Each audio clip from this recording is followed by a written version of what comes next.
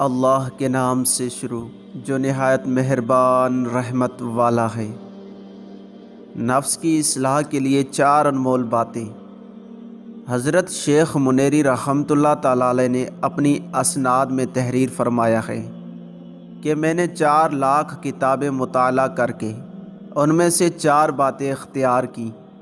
اپنے نفس سے کہتا ہوں، نمبر 1، اے نفس، اگر تو عبادت کرتا ہے تو خالص اللہ تعالیٰ کے لیے عبادت کر، ورنہ اس کا دیا ہوا رزق کھانا چھوڑ دے۔ نمبر 2، اے نفس، جس چیز سے اللہ تعالیٰ نے مجھ کو منع فرمایا ہے اسے باز رہ، ورنہ اس کے ملک سے نکل جا۔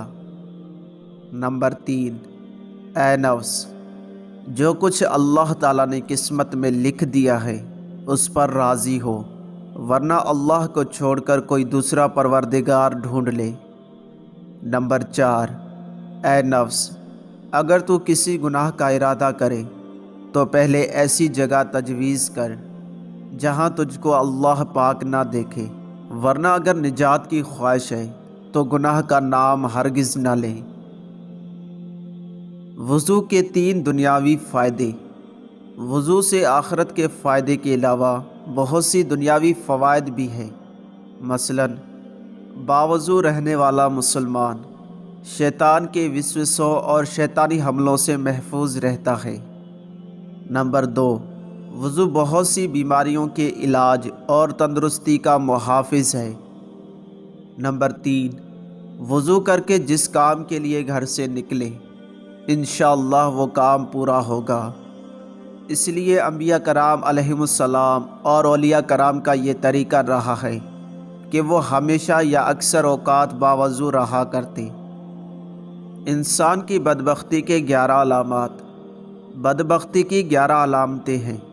نمبر 1، آدمی مال جمع کرنے پر حریص ہو۔ نمبر 2، بد اخلاق ہو۔ نمبر 3، اس کی ہمت شہوت اور دنیا کی لذت میں ہو۔ نمبر 4، متکبر اور فخر کرنے والا ہو۔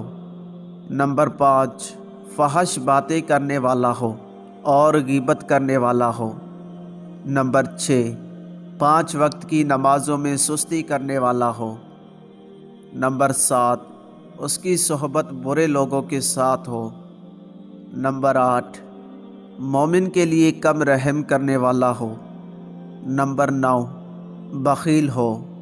نمبر 10، لوگوں کا نفع نہ چاہنے والا ہو۔ نمبر 11، موت کو بھولنے والا ہو۔